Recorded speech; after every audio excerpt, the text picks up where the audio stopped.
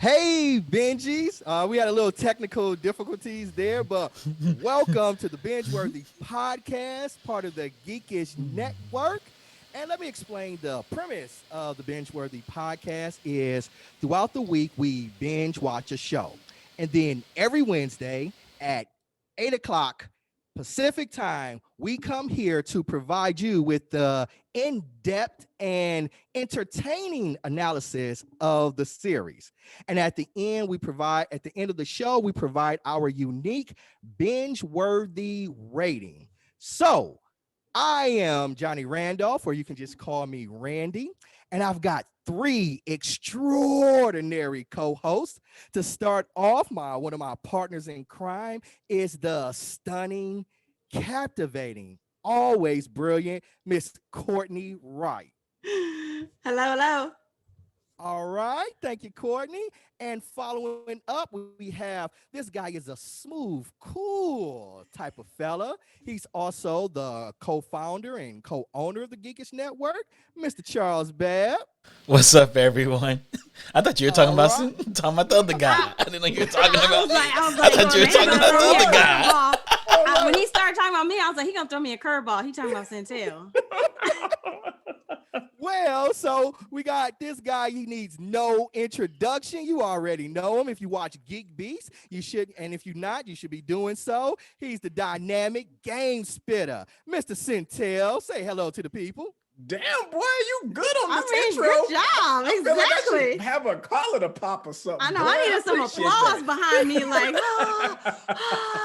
Cortney. All right, everybody. If you missed Geek Beast, the crosstalk, or shame on you if you missed last week and you didn't know, but this week we are talking about Invincible. Invincible is an American adult animated superhero television series based on the Image Comics series on the same name by Robert Kirkman, which premiered on Amazon Prime Video on March the 25th to critical acclaim. The series stars Stephen Courtney. You always get on me about names. Is it Yun? Is it Stephen Yun? Chuck. Dang, I went straight to Chuck. I got a grape. I think it is Young. I think it Is is. it Yun? Stephen Okay. Young. Okay. Stephen Young, Sandra Oh, and J.K. Simmons. The series revolves around Mark Grayson, a 17-year-old boy whose father is Omni-Man and has transitioned into a superhero under the guidance of his father. In April of 2021, Amazon renewed the series for a second and third season. So the shit must be pretty good if they're going to do it for two seasons Yep. back to back. Yep.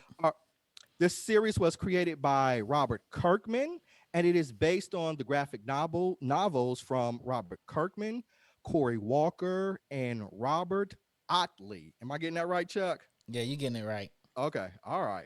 So this show has a very big cast. I'm just going to name a few of them. Off the top, Mark Grayson. He is voiced by Stephen Young, as we said. We got Debbie Grayson. She is voiced by the incomparable Sandra Oh. Nolan Grayson as Omni-Man, as J.K. Simmons. I always remember this guy from Oz, so I see him as the person that he is. Mm-hmm. Yeah, and we'll it's talk a big about difference. Yeah, man. It's a big difference. Is it though? Is it though? Is I it never really a watched big Oz. difference? You never watched Oh, Oz is yeah. actually what kicked off like the HBO premium channel. It did. Yep. A lot of people that. think it was like Sex in the City or The Sopranos, No, but it was like Oz was Oz. first. Because I was in high school and motherfuckers like, did you see what happened on Oz? Like, dude got shanked in the shower. Big facts. Big facts. Okay, No. so we're gonna jump really right into it. Syntell, man, you talked about this a little bit earlier, man. but you were the first person that told me about this comic book series. Okay. So I'm interested in your opinion. How do you feel the series measures up against the comics? That's a good question.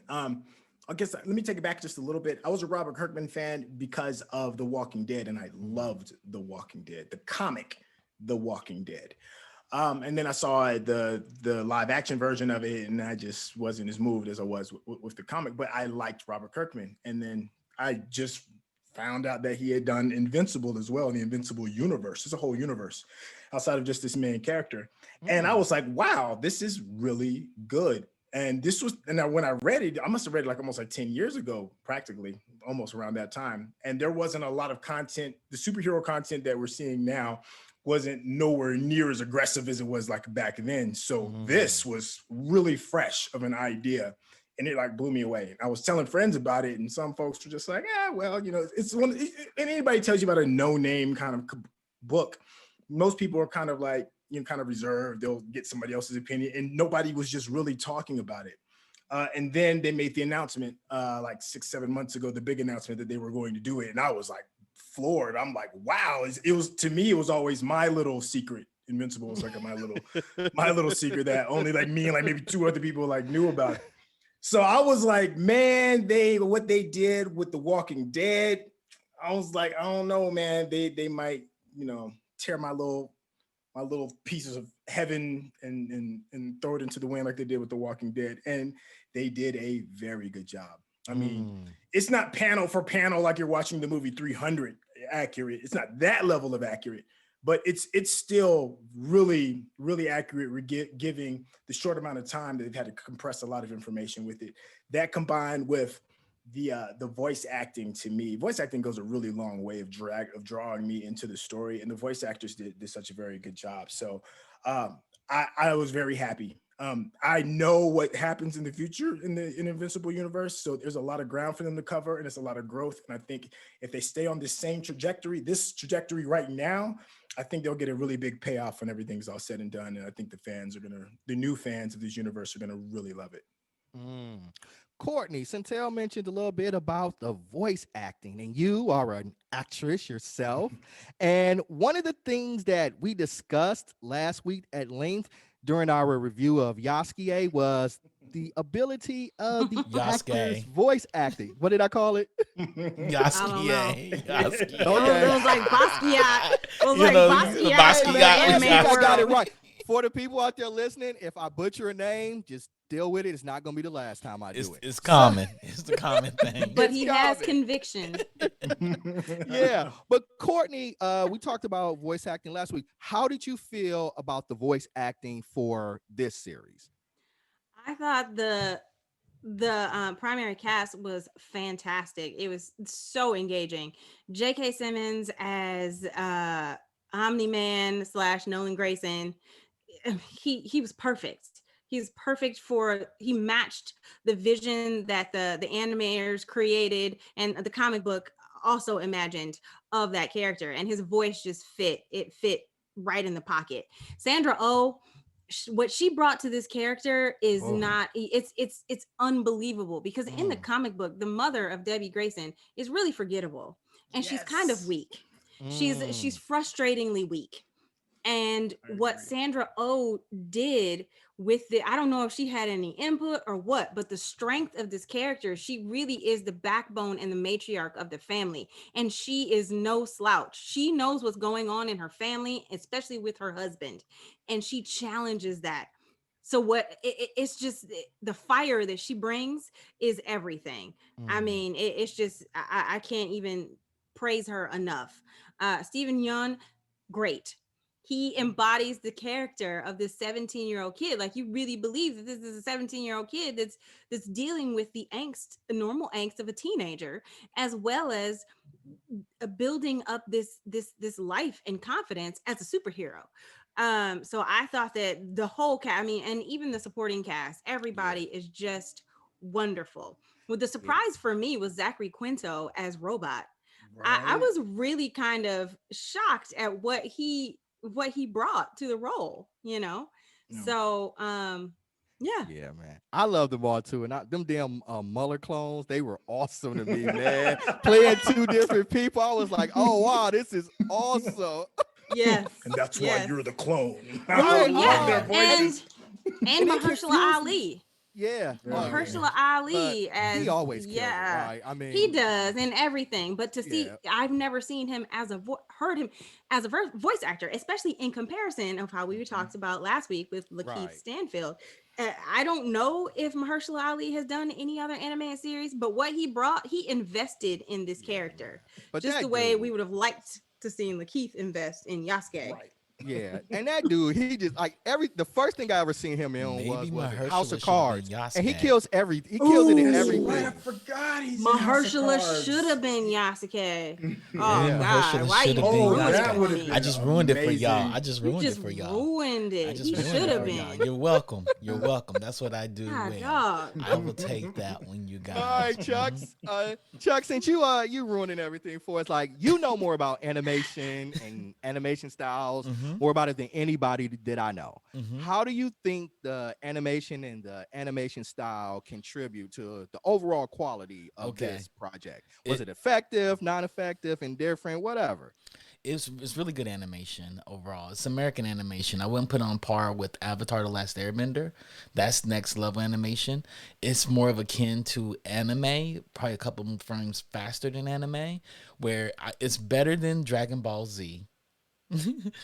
There's a lot more movement in Dragon Ball Z, but it's not as good as it's probably on the level of One Punch Man, where and when it goes into the fight scenes, it's really animated really well, but the walking and movement scenes aren't as good. The art style I think fits it. It feels like a comic book. It feels like an old 80s, early 90s cartoon.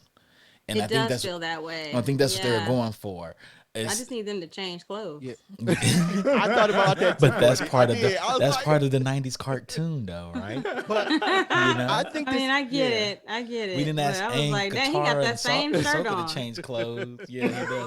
But Aang, like they at least had different hairstyles, and Aang grew hair in it. Like it was Yeah, some difference in it. yeah. Everything in this was the same. But I think the animation style, like because we got something, and we'll talk about it more. It was so gruesome and bloody. I thought that contribute to it because it made it, I don't know, acceptable. Yeah, Like a different anime style, all that blood and gore, it could have been a little difficult to watch. Yes. But this made it, I don't know, more fun. But America's animation is known to go full 24 to 30 frames all the time. And what they did was they did a lot of blur effects, and they struck hero poses every time. Like you see them grab each other. It's like boom, it's quick. You don't see the full-fledged animation. It's just blurred. But it played. It worked. It worked very, very well. They did. I think you don't get caught up in the animation style as you do with the story. Nah, you don't. And it helps push the story along. You know. Syntell, you And about they to say something? Go ahead. Yeah, well, we had said something about the blood and like some of the violence that's going on. There's something really interesting that I didn't really realize it until I saw somebody post it on Twitter, and that is the splash screens. They do something really funny in the show is like they'll have somebody say Invincible's name, and just before they say his name, they splash the name on the screen, Invincible. They do it every episode in some unique and interesting way. And what I didn't notice is that the very first time they do it, it's just a clear frame. It's just the name Invincible. And then the second time they do it, it's like a drop of blood. And the third time, it's a little bit more blood splatter. By the time you get to episode 8, it's just blood all over the Wow, I entire never splash even screen. I that. I did. Yeah, it increases. There's way more blood with each episode. So it's just a subtle way of like getting you ready because it's a lot of blood splatter in this particular show. Yeah, they bring the blood. They don't hold out on the blood on this. No. And they shouldn't, right? Because I don't know. That's what I needed to see, especially like if you got an omnipotent being that's just coming through and wrecking shit, it can't be peaceful. Like it just can't be. I get in heavy debates with somebody on this show about Superman and who Superman really is, and this explains it so. We've that already be- settled this. Would that be Randy? It's me, because I'm a Superman fan. I'm a Superman fan. That's my guy. That's my I'm just putting it Okay. out there. Okay, so let's jump into the series. Like a lot happened in that pilot episode, right? We meet the Graysons for the first time. You know, Mark and Jabby and Nolan, and we see some great action. It starts off with a great action scene with the Mueller clones attacking the White House. We learn a little bit about the Guardians of the Globe. So in this pilot, to set this series up, what are some things that stood out to you? whether good or bad. We'll start with you, Cortney. What stood out to you in that pilot episode? It's interesting because the pilot episode was kind of easygoing at the beginning. So I was kind of like, I was into it, but I was like, okay, I'm watching. And then it's like I took my eyes away.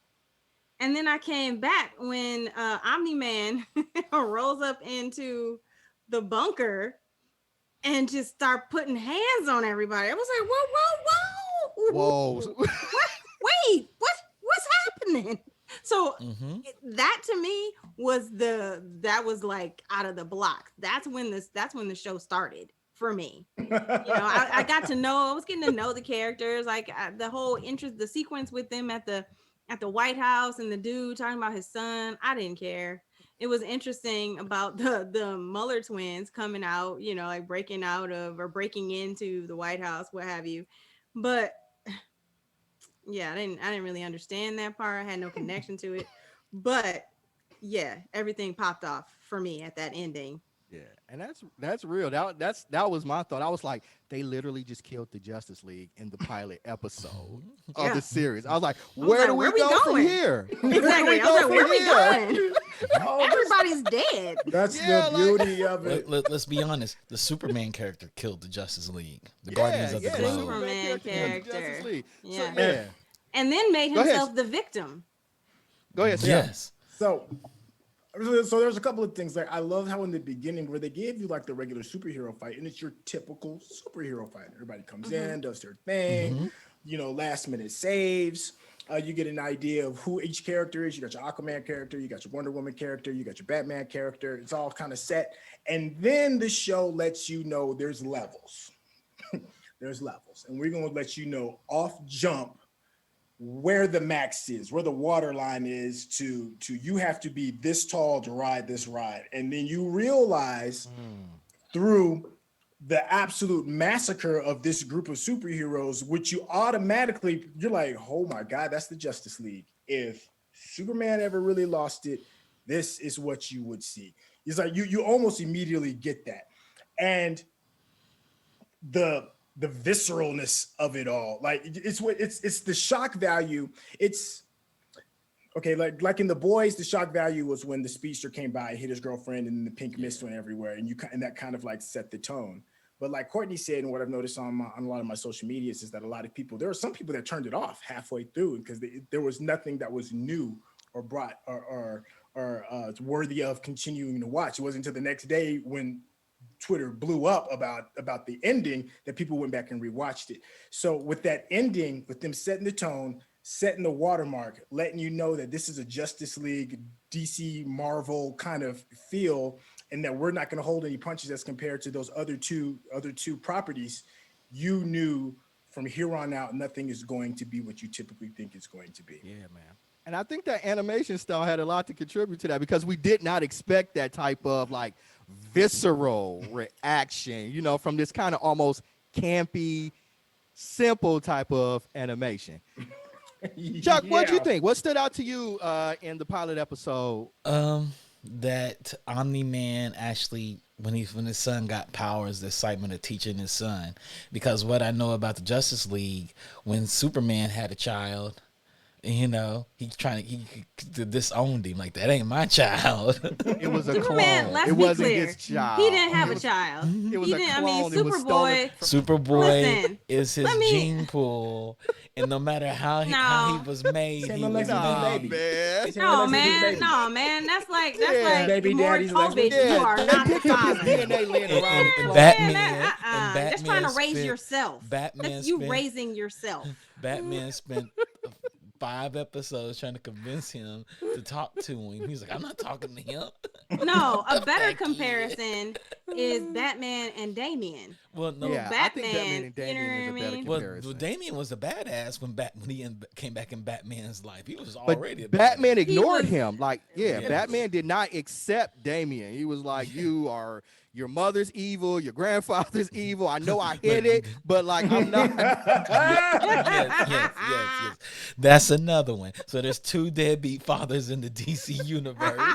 No, there is Omni-Man one. showed Superman love does to his not son. count Yeah, as being I a can't dad. give you that one on Superman. I That I was a can't give you that on clone. Superman. Yeah, That's that not. was That's a like clone. I'm just somebody messing around. I'm just stole messing my around. eggs and made a Courtney, and I'm supposed to I'm raise just messing me. around. No, it's like if a supposed woman to raise froze your myself. sperm and used your sperm, that's still I your don't child. have sperm. No, I'm talking about for men. I'm talking about for Syntell and Randy. They get it. They get it. If a woman stole your sperm and used your sperm, it's still Okay. your baby. No matter what you say, in the eyes of God, that's your baby. No matter Oh No, my it's God. not. Stop Shut it. up. I'm Okay, not let's even move touching on. this. We're gonna move on. Let's just move on. Let's We just gonna move move on. I'm just on. messing This is around, getting but weird. I did like Getting weird. I liked how that did feel. Like he knew his son just got his powers. He was really excited about it, and he wanted to teach him. Then when he hit his son real hard, it felt like a father hitting his son. Like, you ain't ready for this. I need you to get ready. Now let's go get you an outfit made. And got his Yeah. outfit So made. I And he was know, in the I know, snow. yeah, But I that know was what episode Trey. 2. Yeah, I know That what was Trey and episode Chuck 2, think. right? Courtney, I'm interested you for a woman's perspective. Like when you saw him rock him in the chest, like how did you feel about that? Because I was like, yes, that's like every father-son, every coach relationship that I've ever seen. So I was like, yeah, that's how you do it. So from a female perspective, I'm interested in your thoughts. Courtney's eyes were gassed. She's like, what? That's how we do it. It is literally. As I clutch my pearls, when he he punched his son straight in the gut, and he was like, "Dad, you hurt me." I was like, "What the hell?" Had Debbie been there, had I been Debbie, I'd have been like, "Mama, I don't care if you want. Touch my child like that again. You better get out of here." You know, I dated this guy once. And this is when I knew our relationship was about to end. He told me, and this was a guy, he was white. He told me, if we have kids, I'm gonna beat the shit out of them. And I was That's like, about right. I was like, wait, what?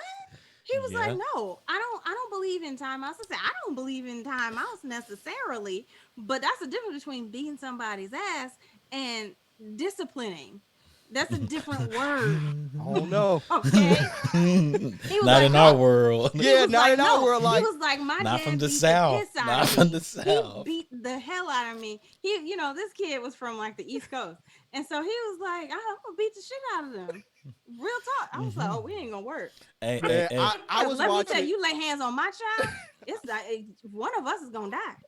You all can see it on YouTube, and it's a video. It's Dwayne Wade, and he's playing basketball against his son. His son is like a top high school recruit player, and Dwayne Wade is going at this dude like he's literally in the NBA. He's elbowing Well, him, that's he's different. pushing him, he's talking trash to him, all those types of things. So like when I seen Omni-Man hit his son like that, I was like, yeah, that's what you do. And then if he cries and says something, you're like, I can really hit you if you don't dry it up. Oh my God. Well, That's think- different. Like Dwayne Don't Wade you playing cry, I give you basketball something with to his cry son, about. like who wants to aspire to be in the NBA is a good comparison.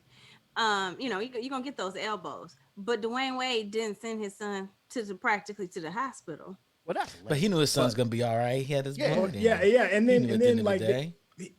he gives you like a quick snippet of what life on Viltrumite is like, and the nature of their race, and how they get down to why they could be as dope as they are. So it fits perfectly for the narrative of the show. Yeah, I thought It Like, does. It's like, if you're going to be Klingon, I seriously doubt Klingons get timeouts. I doubt they get don't. like pat I on the doubt knee. it. agree. I doubt it.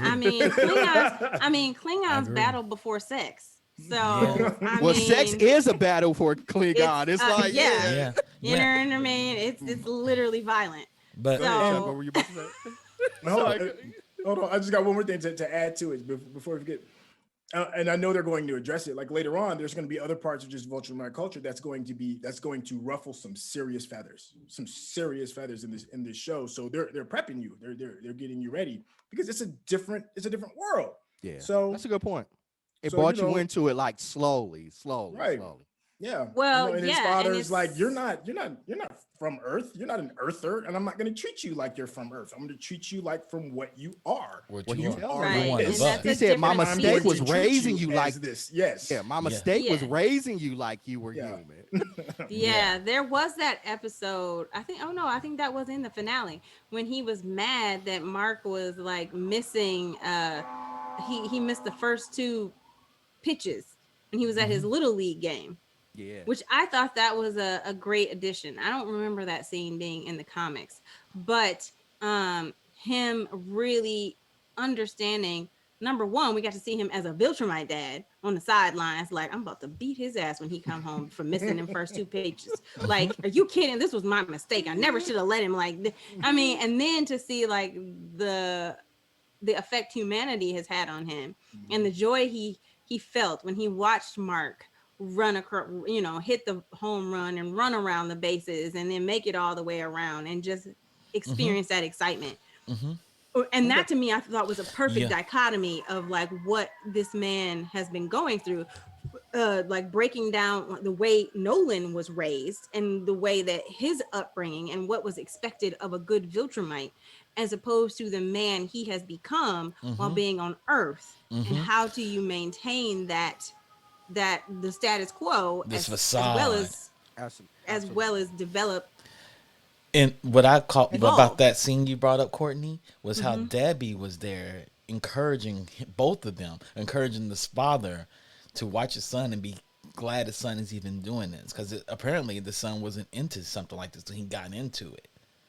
And it's just like that love that the mother. I think Debbie was the most outstanding character I've seen. Like she was rolling with them. She stole the show for me. She was ride or die. Show. She was ride or die. And it was so interesting, right? So we see that scene, but the scene happens after we hear Omni-Man, and I know I'm jumping way ahead, and we can always come back. But I'm pet. You love her, and then you see this contrast of him providing, like her providing humanity. It was interesting. It was complicated. And I didn't know how to interpret Omni-Man from that. Like when he called her his pet. He called her his pet. He was like, I love her like I love my pet. Like a moment. That was so cold. Her reaction to see that she was listening. She was present for that entire conversation. And he didn't care. Your husband of 20 years is literally beating the shit out of your son. And then at the same time, you hear him say, oh, she's kind of like a pet. Why are you even worried about her? Syntell, you were about to say something? But here's the thing, though, and this is why I like villains. This is why I'm such a fan of villains, especially seemingly for what we think in this show so far, he's the villain. And it's from what we know in the show so far. And the thing that makes him a good villain is that if you really sit back and think about what he's talking about, he's not lying. That's why after he's getting them beating the brakes out of his son, he's like, think you live for thousands and thousands of years. This is life that I've had here on this planet is a blink of an eye. I have no attachments to any of this. Your mom is a pet. It makes sense if you live that type of, if that is your world. It's just, you're just stopping by. And we don't even know how old Nolan is. And that's the and you know what I'm saying? Yes. And Nolan said, you'll live thousands of years by the time you'll even look 30. Nolan's got gray hair. So how old is Nolan? If you've lived thousands by the time you're 30, because Nolan looks middle-aged, mid-40s, early 50s. So early imagine 50s, how old he is. Absolutely. All right. So let's episode 2, right? Episode 1, we end with Omni-Man killing out the Justice League, right? What he did with the battle lady with that mace was just uncalled for. So to me, like when they investigated, right? What he did to the Immortal, didn't he? Both times. Yeah. Both times he killed the Immortal. I mean, and the Red Blaze or whatever his name was, he squished that dude's head. His eyes popped out. I mean, it was just that was amoral. They brought the Immortal back, and the Immortal died again. Again. Absolutely. Stayed dead. And he told him that. But should Omni-Man have been like the first suspect? Because what creature? No. I would have thought, because what creature could come, or at least an inside job, right? What creature can come in and kill all 6 of them and hurt Omni-Man without tearing that place to shreds? That's what the question was. This was a being that they had never experienced that could take out the entire Guardians of the Globe and almost take out Omni-Man. Because Omni-Man, Let's be He got real. lumped He up. took a beating. Yeah, let's no, be- the let's be thing is, honest. it's like you're not He just worried about him earned that. being a suspect. You're not worried about a suspect. You're worrying about like, oh shit, this guy took out the most powerful dude we've ever known. Yes. He didn't kill that that was the dude. real fear. And I think what happened was all the Globe members, they're all Earthlings, and Omni Man's not. So it makes sense for him to survive and everybody else die because he's Omni Man. He's from another planet. but And they realize so they killing didn't wreck that Earthlings is place. nothing, but killing everybody else, they're like maybe it's something from another planet. Maybe it's one He just got like beat him. down. And Like, if he was it's in the that hospital over for a minute. Yeah, that at least a couple overpowering though. days. Like, there's no other traces of blood there. That place isn't destroyed. It's there not were. wrecked. It all just took sounds it. like an inside job to me. Like, it But sounds like when somebody they showed left- up, they saw him on the ground. He was knocked out. Remember, he hear pretended that. he was But knocked see- out. What made I it don't think not? he was pretending. No, I don't think he was pretending. I think he was knocked out. Yeah, he was Yeah. knocked out because to do that, it took a lot. But that introduces one of the coolest characters, at least that I thought. I thought Damien the Demon, I thought his introduction was so, so cool. So, Chuck, what do you think about that? I think Damien the Demon was an amazing character. I think when he came in, I was thinking, oh, this is Hellboy. But then they made him a detective. I was like, this is even more interesting now. Nope. This And is how even you more can see your interesting. breath when he just shows up Yeah, when before the he, I demon, was like, you that's see almost his his code. theme music, right? That was Yeah, really cool. I do think that they dropped his storyline a bit.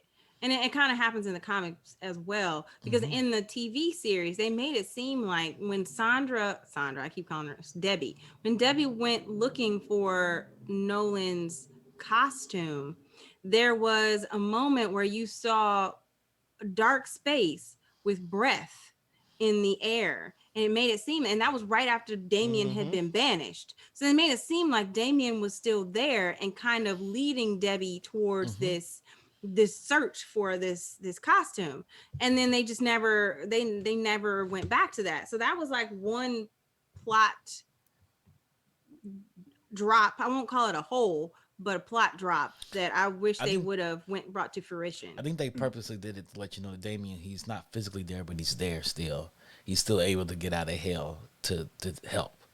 He can't investigate. He can't freely move, but he can at times. He found another way out. I just love that they had him in the and, trench coat in the pork chop hat. Yeah, And he confronted Omni-Man. yeah. He's not worried. He He's ran a up demon. on Omni-Man, was like, you're suspicious. Yo, how worried were you guys for the tailor when Omni-Man had him up on the roof on the chairs, supposedly having a couple of drinks, and Omni-Man was like, so you talked to Debbie? Man, Yo, I thought he was gonna kill him. That was a mean thought interview. this I was dude like, is about to die. But it makes sense why he wouldn't kill him, because if Debbie's a pet, this guy's nothing. bruh. So I don't Still, kill look, anybody. I'm Look, not gonna look, and kill a little anybody. Easter egg in case you didn't know, the Taylor's voice, Mark Hamill. Mark Hamill. Oh, Really? Yep. no, Mark Hamill. no. So Yeah. Luke is the Taylor. That's dope. Yeah, Luke is the Taylor. Or the Joker. I didn't The know Joker's the that. Taylor. The Joker. Mhm. Yeah. Okay. Um, Okay. So episode 3, we're building the new Guardians of the Globe. What do you guys think about these new characters for the Guardians of the Globe? Like, okay, so we got Adam Eve, we got Duplicate. So what do you guys think about Rex the new Guardians? Exploded. Rex Explode. We got Well, a lot of them. I gotta be honest, I was confused about Adam Eve. I needed to see the spelling of her name on her outfit because I thought they were saying Adam Eve, and I was like, is she Transgender? is it trans character? Like what? You know what I'm saying? Like I was like, is this Okay. like a hermaphrodite? Like what is this? What is the ability of this character? And even though she was splitting atoms, I didn't understand what was her ability. And like she's wearing pink, and she clearly looks like a female. Like I was so confused for I the thought it was longest Adam time. Eve, like I don't know, because she could like manipulate matter to begin. Yeah. Yeah, I Adam. never Doing the thought trees Adam, and but it's all stuff like that. ATOM. ATOM. Yes, I know that now. Like if it had been Atomic Eve or something like that, I'd been like, That's okay. probably But what they they kept should've saying went it, with. saying really fast. Adam Eve. I'm like, And Adam, like Adam we're used and to Eve? Adam and Eve, right? Like we Yeah. hear Right. that comment, so Adam it's like and Eve, it would doesn't make make sense sense. that it would blend in together. Yeah, I enjoyed Monster Girl. Shrinking Ray. I liked Monster You know, I Girl. didn't care too much for Shrinking Ray, but I enjoyed Monster Girl. Black Monster Samson, I Girl was had a like, backstory. Shrinking Ray doesn't. Like all the ones that matter had the backstory. have a backstory and we are invested in Except them. Even Rex Rexplode. Flode. No, but Rex Flode does. Like he's connected to Adam Eve. And then ultimately he starts hooking up with Duplicate. That was so That's funny a to whole- me when she Dope. walked in. That was a I was like, dope moment. that's a superhero. Like that is dope. You have a threesome with a girl who can split herself into other people. I was like, that's so amazing. He's like, That's so funny. no, his line was, it's not really her. She's like, it's all me. He's like, whatever, shut up. And when you think about it, you be like, yeah, I'll try that. Absolutely. Absolutely. Hey, It's man. like, yeah, I'll absolutely try that. Yeah. I would have. I would have. You got to, right? You got have to. It's like, really? Is that many? You gotta tell your boys. And what like, make yeah, and man, what Duplicate Duplicate thing was, came in. he said y'all not together no more. Like, really? Y'all supposed to be all homies. Y'all supposed to Like, be but I mean, that's supposed to be my girl. And not only Yeah. did you sleep with him, the rest of yous slept with him. Really, bitch? It wasn't It's enough for you to like- just have one? Now, I get it, but yeah, you Yeah. gotta do it. You gotta try. You're like, you think you could I duplicate ain't mad. yourself? I ain't mad at Rex Flode. Rex Flode was one of my favorite characters because I was I like, he was a Jason dick, but I Mantzoukas, liked was him. laughing. He at got him. a- Yeah, my the nerves guy are that cool, does his voice acting, that's a funny dude Jason in real Mantzoukas, life. yeah. That dude is Mhm. funny. Yeah. So it definitely works out. I like the fact that the replacements of the Justice League are like Teenagers. shallow husks of Team the team, glory right? of the That's old what they were ones. called, Titans. right? Mhm. Yeah. Team is what they were Yeah, called. the Yeah, teen team. Yeah. And they're not worthy of the throne at all. No. And that's why, like, when old boy left the blood stain on the wall, he's like, I need to keep y'all grounded because if they Cyrus. ended up as nothing but a blood stain, Y'all have no chance. You have no chance. No, because None. they had no Whatsoever. team chemistry. They just out there doing things. Yeah. Right. You know. Yeah, and they weren't even there. Like Monster Girl wasn't even the original. Like she wasn't even in the teen team. This was after Right. Robot decided, To pick or her. was hired to pick new people. That's when we got Shrinking Ray, when we got Samson back Black because he was an Samson, yeah. original. He was an original Who Guardian. lost got his booted. powers? I wish they Well, would have explained that a little more. I didn't quite get how he lost his powers. Yeah, they don't really Yeah. explain it. They don't even all explain it in the completely. comic. Yeah. not Really? completely. Okay. Okay. Yeah. Yeah. He loses it, and then his butler loses his shit and tries to defend his master, and then he ends up. Hold on, And did then they- yeah. that was in the series, right? That was in the Mm, No. No, There's that's no just in the Butler. comics. It's in the comics. Oh, yeah. Maybe they'll bring it up. Maybe they'll bring it in season 2. We'll see. Okay. Yeah, I was My thinking, bad, I was my like, bad. was that Apologize. And we're getting season Well- 2 and season 3. Yeah, we So getting. Yeah. that's a good thing. Yeah. All right. But I tell you a character that I really liked that was a difference from the comics was Mark's best friend. I thought making his best friend character gay added a completely different dynamic So to their he's not in the friendship. comic. Oh no, He's not. He's gay in the comic. No, he's not. Yeah. No, he's not. He has a relationship with Adam Eve in the comics. No, he's gay in the comic. Unless you finished, I mean, I've read 70 issues and he is not gay in the comic. So Okay. he becomes gay like towards the end. No, because the guy in this series, the guy when they're at the university, the guy Yeah. that he likes, he's in the comic as well. He is in the comic, but he's Yeah. just their friend. He's just their roommate. He's not even their roommate. He is not gay. He is. I was wondering- because I read it even in the comic. It was implied to me that he was gay. So maybe I took something out of context then. Okay. Yeah. You took something out of context because he, like I said, he was in a relationship. William was in a relationship with Adam Eve, and she started dating him, William, because she was, had feelings for Invincible. And Rick was just their good friend at college, and that's why it took so long for them to even really start looking for Rick. William noticed he was missing, but it was like months and months as in the comics versus in the cartoon because he had a relationship with Rick. It worked that he was so concerned, like, this is my boyfriend, like this is my person. You know what I mean? Like I've noticed that he's gone and he's important to me. You know what I mean? And it's just like he brought a different compassion. There was a compassion in the cartoon William that was not there. He was just like a normal, like, just kind of like goofy frat boy in the comic book that I had no endearing connection to. I didn't care. I was like, okay, he's whining, he's getting on my nerves. But there was an intelligence about William because he knew himself. He was able to like figure it was the best moment when he figures out that Mark is invincible. He was like, it was just such a great moment for him. Since we went there. We're talking about him figuring out that Mark is invincible. So then we got to do the contrast. Amber flips out. Amber flips out because she alleges that Mark was not there. Chuck, what do you think about the relationship between Amber and Mark? Initially, I kind of understood what she was going through, and then when she sat there and said, "I knew you were invincible," I'm like, "Oh God, what the hell?" If you know he's a superhero, first of all, you should bring it up to him. You shouldn't expect him to tell you because he's not supposed to tell you, because in the world you live in, none of the superheroes have open identities. None of them have open identities. You don't even know Adam Eve is one of your friends from high school. Right. So you know that none of these superheroes have open identities. So if you assume your boyfriend is a superhero, you say, hey, are you a superhero? Are you invincible? Because when you saved my ass at the college and you disappeared, I'm just putting that together. And I just felt like that, like I liked Amber at first. Like, oh, she's cool. She's a cool girlfriend. But then I understood why she was frustrated. Like, you're always late. You're never here. You do this. I get that part. I get all that. Yeah. I get that. But the fact that she said, I know who you are. They never told us when she realized he was invincible. But I'm thinking she should have showed some empathy. Even if she found out at the college, like, my boyfriend disappeared, Invincible showed up. That's when she had her eureka moment.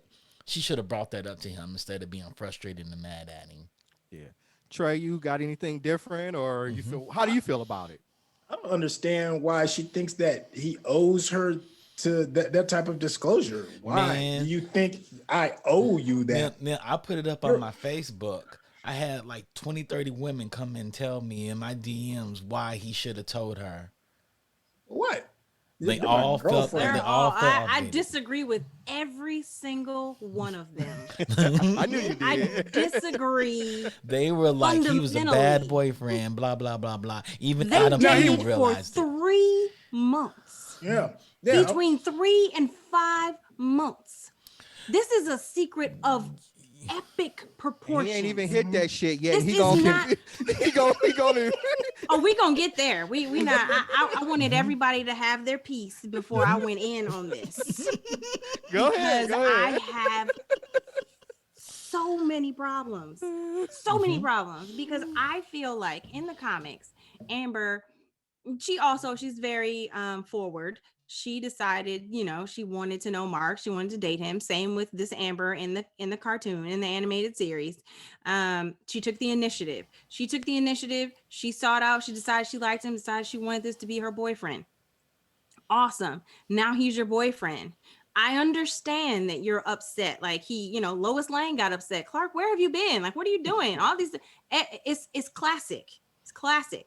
I understand you're frustrated. You've every right. He's missed on dinner, missed appointments, all the thing, always late. I get it. Mm-hmm. But the problem is this. I love it. Y'all have been dating, I'm going to say it again, between 3 and 5 months. Yeah. You do not get to know his fundamental problem, the fundamental thing about him after 3 to 5 months. It's not just him and his secret. It is his family. Because if you are this freaking intelligent that you figured out he's invincible, did you figure out the next question that's going to come out of your mouth is, oh, well, how do your parents feel about you being a superhero? Do they know you're a superhero? Are any of your parents superhero? Bitch, you don't get to ask that question because that's my family. Mm-hmm. That is my family. This is not just, I'm not just dating you. You yes. taking care of, they're talking about, oh, she invited, she told him all about her life. Listen, you take care of 20 to maybe 50 people at the soup kitchen on Tuesday. Okay, on Tuesday. He is that's a nothing special superhero about for your life. 24/7 of Yes, a planet. yes. And he's it's not learning tantamount to be to a saving the superhero. world, And right? he's It's learning. not. He's learning to be a superhero. And he's learning. He's not even 17. good at it. He's Right. freaking 17. And So I for would have you thought, to say, I knew. Boy, right. my And I would have thought DMs like are on the way she fire. met him, was he was getting his ass kicked, right? So like he wasn't always this like super strong kind of dude. Like if she's piecing stuff together, and it was really selfish of her, I thought, to try to demand of It him was to take this to know this secret. no, Yeah, it was to me, it I was was like, to me, I was like, yo, this is a blessing for you, my offended. man, because you know she's not worthy of this type of mantle. No. She's not worthy. she's That's not it. worthy. Right. She's not worthy. Because here's the thing, and that's what people don't even understand. Mm-hmm. It's like if a CIA agent meets a girl on Hinge or Tinder or whatever other little site and starts going out with her. Do you think he reads her in on the fact that he's in the fucking CIA? Right. 3 No, months in. he doesn't. 3 3 months months in. in, Let he me doesn't tell read you her something. in. I don't know you. You need to be like.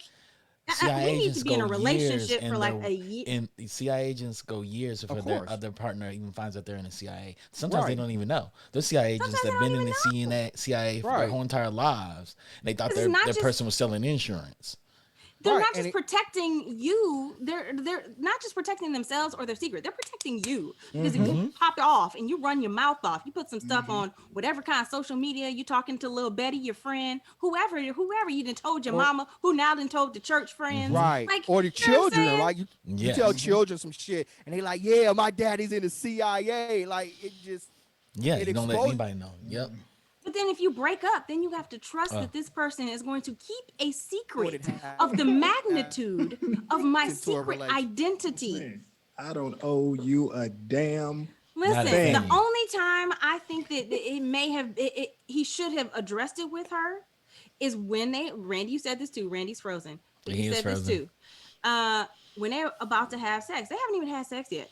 In the comic books, Amber didn't find out they were dating for a year and a half. They dated all of high school and they dated in college. But if we about to have some sex and you about to come at me with an invincible penis, I don't have an invincible vagina. So I need to know that's my choice if I want to have and take this invincible penis. You know what I'm saying? That's what I get to know. Or he does is he delivers mediocre human penis and keep it a secret. No, but she's right because then it becomes an issue of safety. That's what I'm saying. Oh, we Because lost I still Randy. reserve. If Superman is fast as a speeding bullet, you gonna tell he come inside little Lois Lane, and you gonna tell that's a bullet. It's a shotgun bullet. blast. Close range. Close range. Oh yeah, it's a wrap. Yeah. It's a wrap. I feel you on that. Yeah, I totally agree. I totally yeah. agree. So Everything you said. That is the only time, and that's what Yeah. happened in the comic books. In the comic books, Amber did figure it out. She figured it out, but only because she thought it was a drug dealer, and she was talking to a friend. Her friend was like, he's probably a superhero. Ha ha ha ha. And then Amber thought about it and was like, oh shit. That's what Maybe they he should have is a done. Back, and she asked They him. should And have she ran that. asked him point blank, and he was like, I was trying to tell I you. think they should have had her ask him actually. Yeah, ask They him. just ruined. I thought that Yeah. they took advantage moment- of the black female. They Yeah, they they did. leaned And- into the fact that Amber's an Yeah. angry character in the comics, and you leaned into the idea, the trope of the angry black female, and you kept Amber angry. And so when you come back, this is a man who didn't just leave you at the college campus. He left to change, to become invincible and Right. save your life. So Yeah. for you to be in the car mad the whole ride And- home, And knowing so that then he's he invincible. knowing Right. he's invincible, Knowing, then comes that's back the and thing. tells you, And- "Oh, I'm invincible." Right. Cole shows up in his costume, takes off his mask. Yeah, I already know. I wanted to throw her through a window. And that was a wasted I was scene. Like offended. imagine after he disappears and comes to the college campus, if she actually divulges then that she knew who he was. Like that makes her a much better character. But instead, like Cortney said, we got the angry black woman in the back of the car, and it was just like Yeah. it was such a waste. It of- was like- offensive. Honestly, it was kind of like a racial stereotype. And Yeah. it was super It'd been offensive. different if she came to him and said, "You're invincible, right?" And he's like, "No, I'm not invincible." and he lied And about he it. And she lied. looked at him and she looked at him like, "Are you fucking lying to me?" That now Then that she would could have have been warranted mad her in the anger. car. Yes. That would have that would have warranted been her an anger. interesting, and that would have been more interesting too, because Yeah. then there's something to kind of stand on with that. It's Yeah. like you are And like then straight. she can And be then like, you "I can stand with asked you Amber. and you couldn't trust me to tell me this." And he was like, Yes. "No, I can't because it's my family." And Because then, he told William. mm-hmm. And that was And then it's another harder because argument that it's like people have you. been Yeah, having. He that's the told reason. William, Yeah. we If have been she friends asked since him, elementary. I was about and to it's say that's part. You might as well be Yeah. family, right. Yeah. And it's one thing to say, it's one thing for you not to know. It's another thing for somebody to ask you something, then you lie to their face. right? Even Yeah, if you're doing exactly. it, like you looked me in the eye. So even if So I I could figured it understand out, her and you looked hurt. me in the eye. Yeah, I Yes, could and understand lied. her hurt. Maybe she understands, maybe she doesn't. But I could understand her hurt if she asked him and he denies it. Because that's with Yes. anybody. That's any Anybody. relationship you That's have like, with yeah. anybody. Anybody. Like, You I'm That ask them a makes sense. question and they lie to you. And It's they like, lie. That ugh. that right there was the missing piece of the puzzle, because when she showed up at his house after he got the life beat out of him by Omni-Man, threw her arms around him like, "Oh my God, Mark, I love you so much."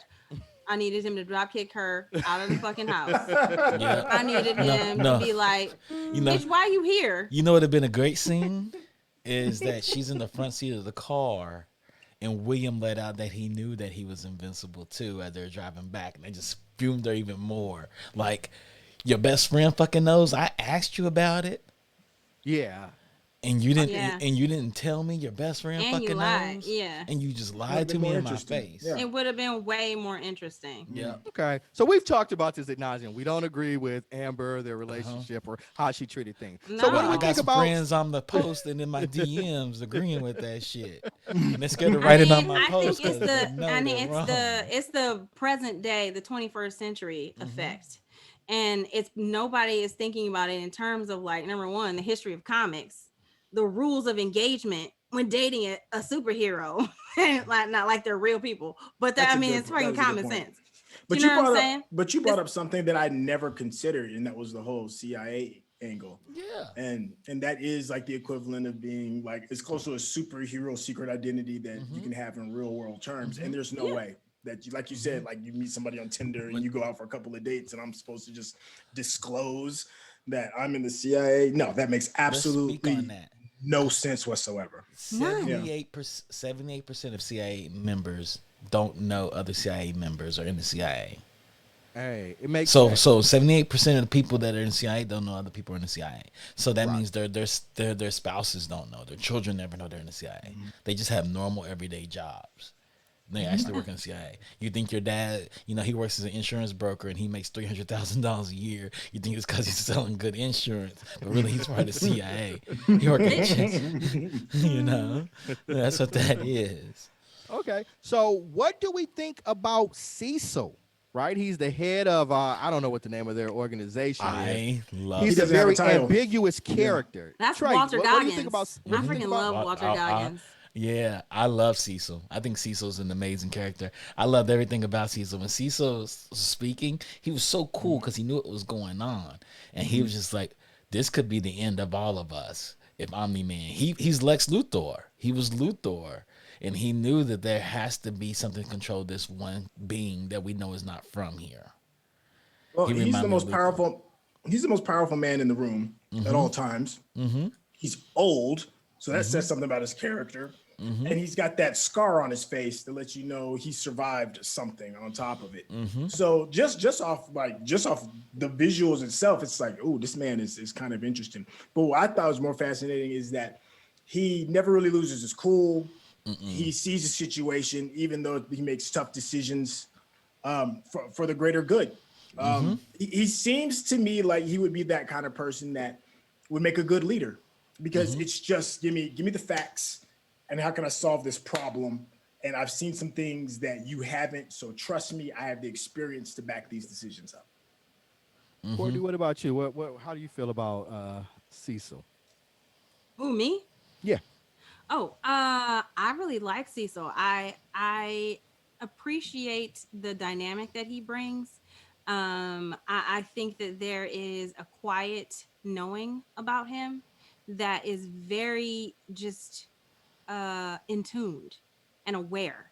Like even like he sent Damien away, knowing full well that Damien was right, that Omni-Man did do it, but at the same time, he needed more time to gather evidence. So he was willing to sacrifice his queen in order to like win the game. I think You know what I'm saying? I think he Yeah. needed more time to prepare for what they had to do to actually What try they to had capture. to do, yes, in order 'Cause to like. He's Luthor. He's like, Because there it's an has to be a way to endgame. contain this being over here. We have no way to contain this being.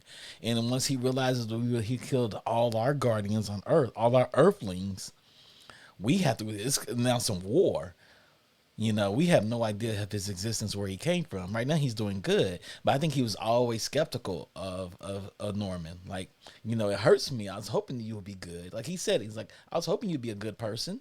I was hoping you'd be good for us, but Yeah. I always suspected that something was wrong. And for 20 years, you held up that facade, but Yeah, they were building things up. So we gotta go into the climax then. So Omni-Man is fighting this I don't know what is it, this big beast that he had already killed. What, I don't know what it was called. It was like one of the few beasts that actually ever gave him a problem. Gave him a problem. Trap. So they Yeah. enhanced Right. it, right? They took all the emotion out of it and they pumped all kind of steroids and everything into it.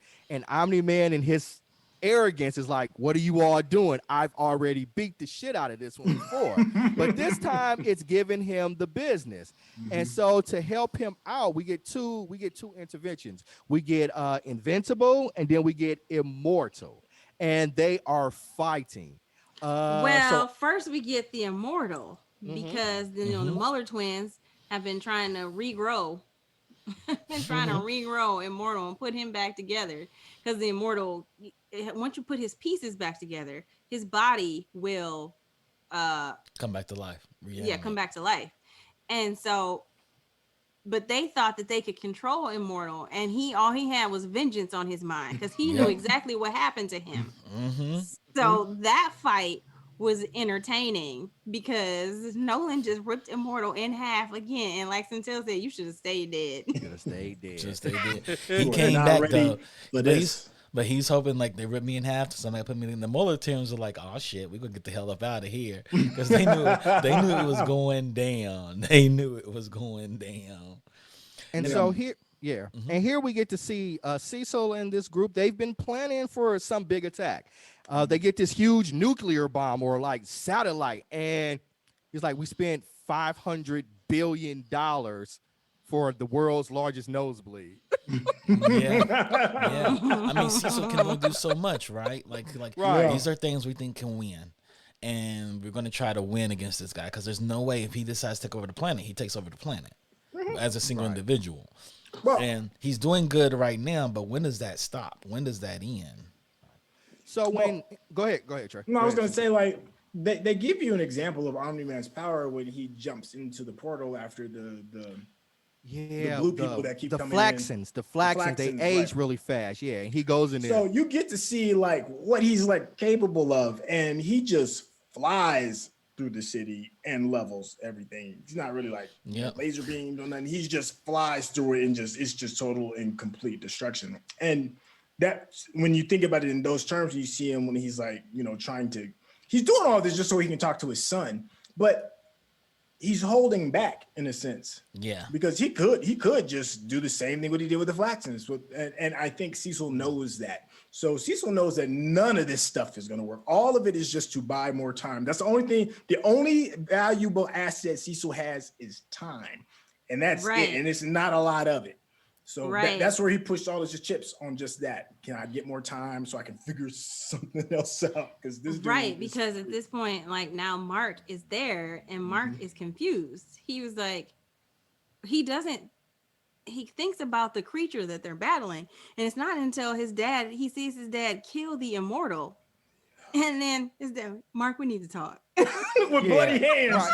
At the beginning, literally blood on his hands, But the scenes that got me is when he used Mark's body to like murder half of New York City. The subway, the building, the apartment building, and Mark the cruise ship, in the ocean. These are nothing. nothing. They are nothing. Why are you defending Nothing to them? me. Why are you And defending them? back to what Syntell said though, but there is a scintilla of truth in what he's saying. If you live thousands of years, what They mean is 50 nothing. years to you? And humans, we do shit like that all the time. Like we go into places and we wreck shop. Like geographically, like nature, we go into places where there's natural habitats and build malls where we already had malls because it's cheaper to build a new one than the existing one. Yeah. Like so, We destroy nature all day long. all the I mean, time. and all of us do it even individually. You know how many ants you walk on, molehills Right. you Yeah. kick over, just daily, just as whatever, because you are such a higher power being. And you don't take every single step to make sure that nothing's underneath your foot. Who's the alien that comes that's checking planets? Let's see if they're Alan. Alan, yeah. When Alan showed up and was like, and Omni-Man was like, yeah, he's been here before. Go talk to him. And it's like, wow. And then he comes back and says, yo, you have one of these races come on your planet and talking to Invincible. Have you seen him? And he's like, nah, he's not here. You know, the moment that I loved and you knew how important William was, or how much William played a role in Mark's life, is when Omni-Man came down and he was looking for Mark and he put his hand on the roof of the car and didn't even and didn't even question like why William wasn't concerned that Omni-Man just showed up and was like, where's Mark? Not Nolan, Mr. Grayson, Omni-Man. Yeah. And he like put his hand on that car. William, where's Mark? Where's Mark? Yep. I mean, he was here. Where is he? Because he didn't, he's His about to phone is massacre half of the country, half of the globe. Yeah. Because he didn't just murder people in New York. He went all around the globe. They even had to cause the avalanche. Yeah. In Antarctica or someplace. In the Himalayas. And but yet all William got was a dent in his hood, in the hood of his car. Yep. He was calm about it too. He was calm. He never at any point in time did he even try to kill. So Amber has no qualms about wondering about where her place is in the hierarchy, because he would have destroyed her little ass without even thinking twice. Yes. God, yes. And it's like, sorry, go ahead. No, I was thinking, and Omni-Man was like calm. He wasn't worried about anything. He got angry because his son wanted to take care of these ants, these pets. And wouldn't listen. Right. Wouldn't listen. Like, I'm going to destroy them because of you. And you need to understand, they're nothing. They're nothing. They're nothing. What's going to happen 500 years from now when all the people that you love are dead? Right. And you're watching them get old and sick and die. That was such a great line. It was such a great line because he broke his dad right then. Yeah. And he was like, I still have you.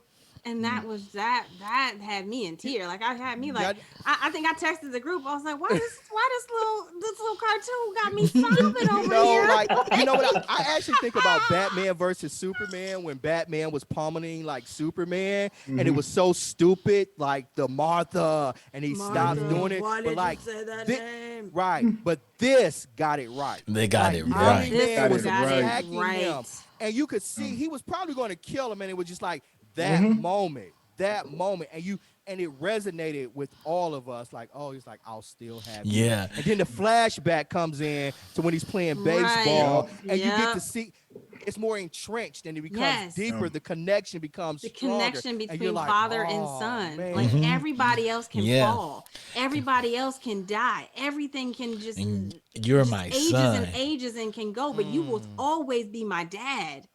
And to know that I will always have you when I lose everybody else, I'll still have you. That resonated. That resonated hard. That with hit me. hard. That hit hard. He's like, 'cause I'll still have you. Yeah. Like I do all this for you, Dad. I wanted to be a superhero because you're one, and I knew it. You. Since a little kid, since he sat him down on the porch and had that Mom, conversation with him. Mark was broken when he was like, "How do you look at Mom?" He was like, "She's a pet." You could see it in Mark's eyes, like, "What the fuck? That was so savage. And it's like Golly, that everything, it was so savage. savage. Yeah. Everything that he has And that's raised when Mark him to got be. mad. He was like, I'm gonna whoop your ass. You talking about my mom's. And then at the end of that, Did was he like, feel that way though? Like, it's weird to me, and to me, it's weird because he does display a strong amount of affection and love for Debbie, but then still in the back of his mind, is he really seeing her as a pet? yeah, people love their pets and they bury their No. pets every day. I think he was in rage mode, and it's I just think I so need too, anything Trey. to justify this decision that I'm making right now. And yeah, and the minute Mark got his powers, that's when everything shifted, because Yeah. Nolan really was hoping that Mark would never get his powers and he would never have to follow through on the Viltrumite plan. Yeah, You know, because that he would just outlive ultimately- his son. Yeah, He would just outlive he his would just son outlive and and then just destroy Earth and That's take not it how. over. That's not how I saw it. I saw he has an accomplice in murdering everybody on planet, living out the Viltrumite Well, plan. once now, he Well, discovered once his Mark got power, powers. Yeah. once he got his Yes, powers. once he got Yeah, powers, that's why he but took I out the don't- Guardians of the Globe, because he thought he and Mark were going to rule the Rance- Earth right rule now. the Earth right now. Yeah, like Right that's now. what kicked it off. Was like, now it's time for me to rule the Earth. But I thought he was going to just rule the Earth. I thought he treated her like a pet, like she was nothing. Like, this is just a game I'm playing. Really, I thought he. But here's the thing, though. Like, this is why he's such a good villain too. Is that he's still loyal to his home, to his people. Yes, and that's what his it is. people do. That's That's what they what do. that's what it is. And see, that was like one of my problems, kind of like with the Man of Steel movie, and to me, which made Superman seem like a sellout, because General Zod was right. General Zod was like, "Yo, I got all of our entire planet's hope in this ship that we can get Krypton back up in order. You are a Kryptonian, dude. I need you to get back on the home team." And Superman, to me, he sold out. He was a sellout. The only He reason sold I out said his because he grew up entire human, planet. but he grew up human. He grew up Maybe. human. Yeah, but okay, but then Where's- but our Vultrumite in Invincible didn't. He still remembered, grew up on this home planet. He's got Right, they loyal. He killed grew up each other hundreds, for the maybe strongest one thousands of survived. years on this one planet. But That's such a great comparison, because it's General Zod, like Omni-Man or Nolan, right, had thousands of years right. of life in on this planet Mhm. that neither Kal-El nor Mark had any connection to. The Mhm. only connection he had was to the planet that he had been raised on, Mhm. which was the Earth. And he so like he wasn't thinking in terms of like you're creating another genocide.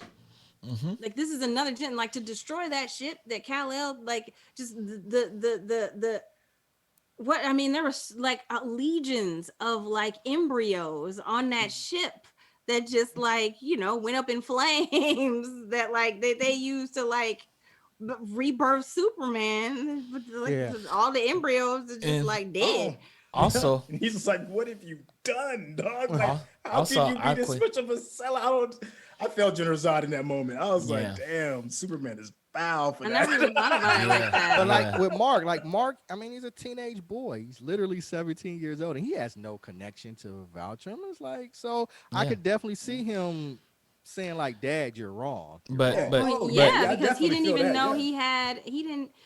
It's interesting what Nolan, like the flashback, he said, you know, the way I've raised you. He didn't raise him as a Viltrumite. He didn't Nah. raise him to believe Yeah. that Viltrum, you know, was coming. That like this is your real agenda. He didn't do any of that, because you would think that he would have like murked Debbie once she gave birth to the baby, and just On some Highlander raised shit, him. right? Yeah. On some, But- yeah. But, but- and which says to me he does love He does Debbie. love But- he just he does. he's his connection to his home planet is he went back into his original programming. okay, Chuck It's trying like to get he in here. had Go a ahead. reset. Go ahead, No, Chuck. I treat it like colonialism. There's a lot of times where colonial Europe went into countries and different lands and they married into the royalty. Then they massacred everybody but their offspring. They literally killed the wives, killed off everybody but their offspring. They married into tribes. They do across America. Native Americans were offering up their princesses and stuff in their nations. They would marry them, then massacre everybody. They did it through India. They did it through Africa. They did it in the Pacific Islands. The Spanish conquistadors were notoriously known for that. We'll marry into your bloodline, have sex with your bloodline, make babies with your bloodline, then we go massacre everybody else in the bloodline. And then So you just proved the point that Syntell and I are saying. Like, he does love Debbie. Otherwise, he would have killed her. No, you know you do it. It's a war tactic. You married I into the bloodline. understand. Yeah, and it's But not I'm love. just saying, like, he didn't kill her though. That would only apply if he killed Debbie, and he didn't. You don't kill them. What you do is you bring in your other wives and make them servants. He didn't do that either. No, probably he was going to kill her though. He's probably would have killed her. I don't think he was going to kill her. I'm conflicted. I really do think he had some kind of love for her. And when they were fighting, I just think that rage came out. He was like, she's a pet. Because he never exhibited that behavior throughout the comics. I think he's just hiding. I just think he was hiding in plain sight. No, when she found the costume, he would have murdered her. He didn't care. Both can exist, because let's just take, for instance, like, I don't know, you had an ant farm, and you gave your kid an ant farm, and your kid gets old enough and the ants get out and they get all over the place, and you're like, yo, the ants gotta go. And your son is like, over my dead body. That's pretty much what his son is saying. Like, you can't kill my ant farm. And he's looking at his son like, but son, they're ants. And you're like, but I love these ants. I've grown and raised these ants. I've fed them the sugar water. I know where the queen lives. These ants are the only pet I've ever had. I love these ants. But as a grown adult, you're like, it's an ant farm.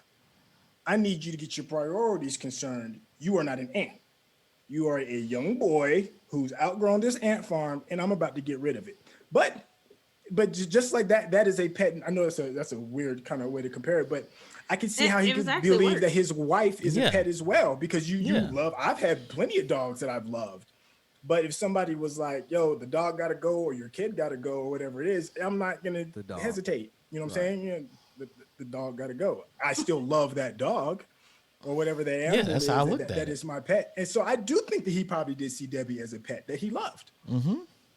You know, I look at it. I look at his livestock, right? right? I look at his livestock like a chicken coop. Like, kids raise the chickens in a chicken coop, and then the farmer kills them.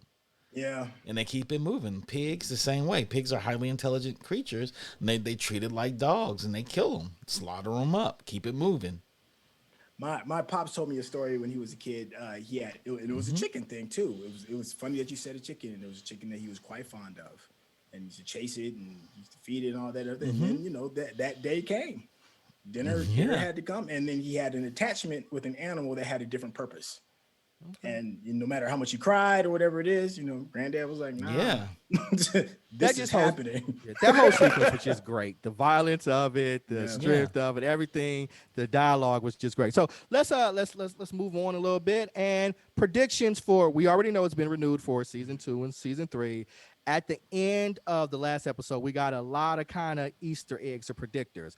What do we think is going to be the plot line in season 2? And I see, let's start with you, Chuck. What do you think is going to be the plot line for season 2? I'm the only one that's not read it.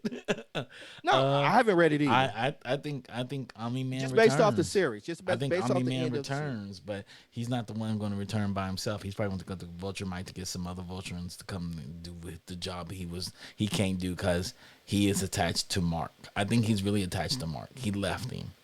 And I think he realizes that I can't do it, but somebody on my planet has to do it. Cortney, what about you? What are some predictors you might have for season 2?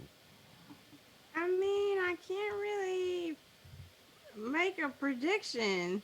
Off of all the things, all the eggs that we saw, because we saw a lot of things at the end of the episode. She's like, I read that comic books. I'm on 70. I'm on. That's what I'm saying. She's roughly on season 3 right about now. She's on season 3. You know what I mean? I think I'm the one that can make a prediction here. I can give a really broad one based off of the last 2 minutes of the final episode. Yeah, that's what I was really hitting at. And he says something that's rather poignant, and he's just like, I guess I got to figure out, you know, how to get through high school, you know, and he's looking at the Earth from the moon, you know, perspective. You know, you got these powers to sit on the moon, and you're as powerful as your father is, who's the greatest superhero the world has ever known, and you're thinking about high school.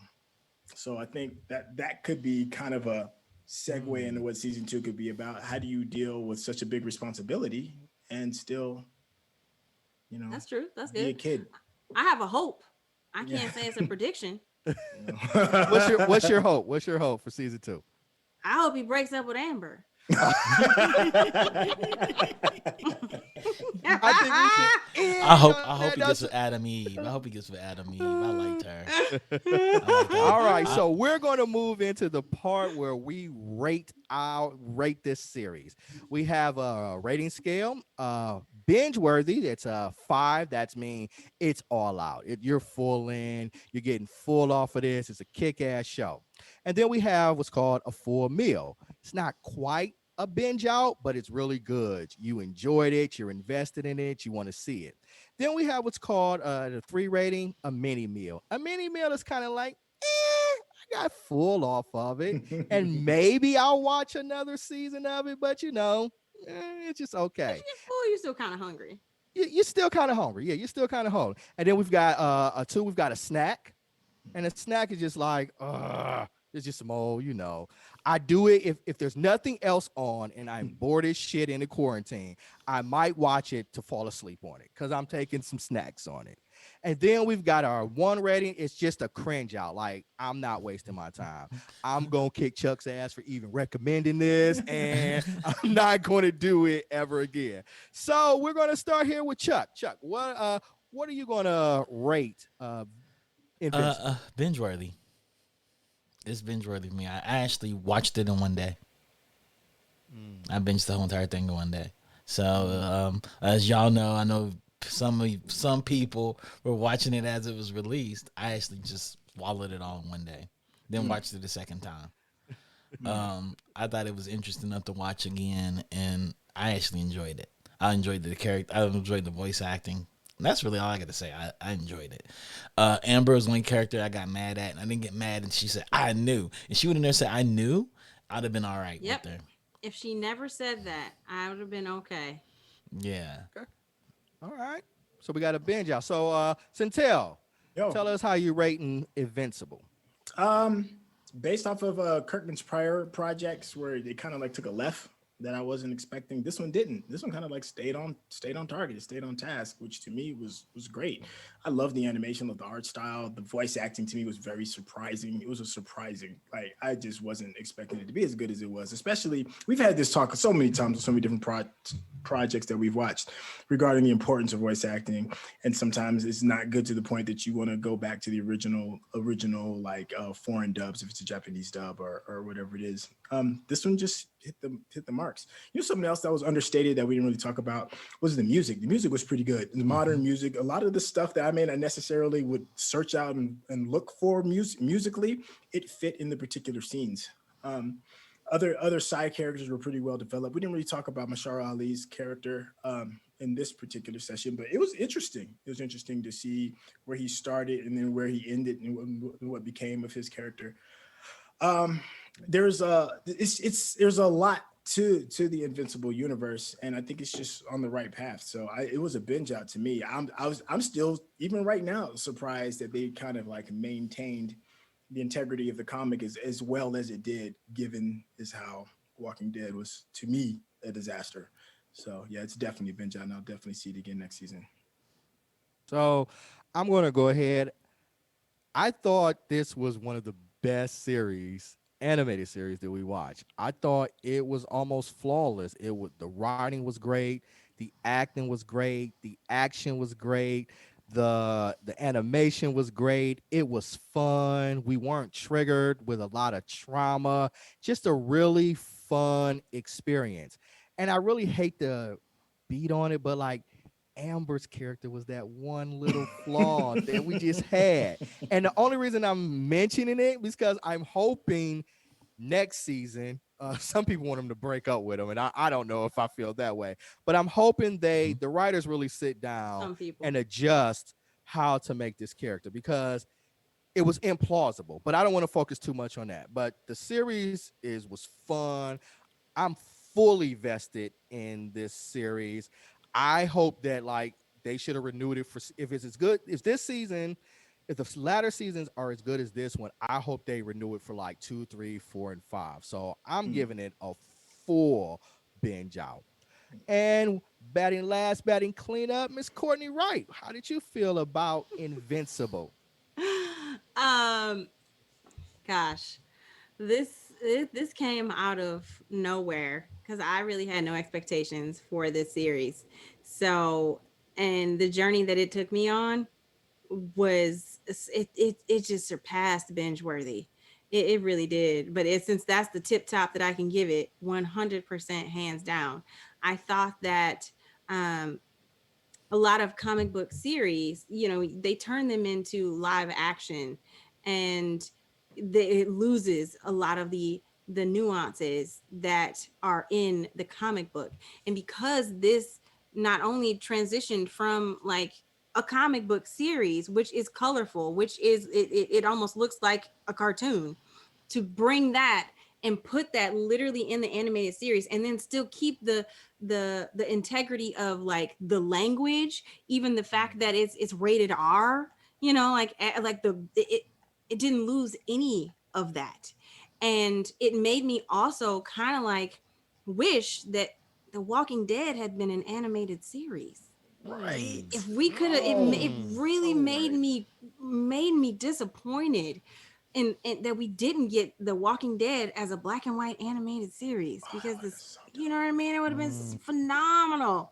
But we did get Invincible, and they did not ruin it. And I am just so on board for the rest of this journey. And I'm going to finish the series, the comic book series, but 100% binge worthy. Okay, so we got 4 binge worthies. dope. You don't need to be a mathematician to know that this is going to be a binge out series.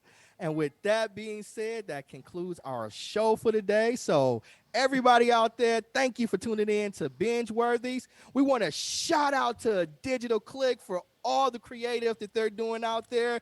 They make us look so good. So, and also, please follow us on Twitch. And if you love what you're seeing, please consider subscribing to the channel.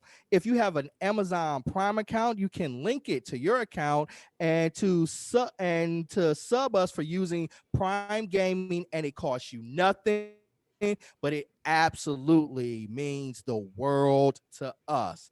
So with that being said, thank you guys for tuning in. Guys, y'all got anything else to say on leaving out? One I quick agree with thing. y'all. Amber Yo, sucked. yo. There might be a title out there that's in the same kind of vein as Invincible that we could possibly recommend being a binge-worthy thing. Jupiter, Okay. Jupiter's Legacy. Jupiter's like, I put Comic it on book. the list. I put Yeah, it I on the mean, list. Okay. if you are I a just have to fan of schedule it Invincible, properly. from what I've seen so far in the show, it seems like it's in that Cool. same kind of vein of storytelling. So we'll see. Cool. Okay. Well, next week we're going to review, what is it, Dota? Dota. Mm-hmm. Yoda. Dota. We're going to be reviewing Dota. So do your homework and go out there and watch it right now. And we'll be back next week with our in-depth analysis on Dota. So to everybody out there, have a good night, and we'll talk to you all later. Peace. We out. Peace.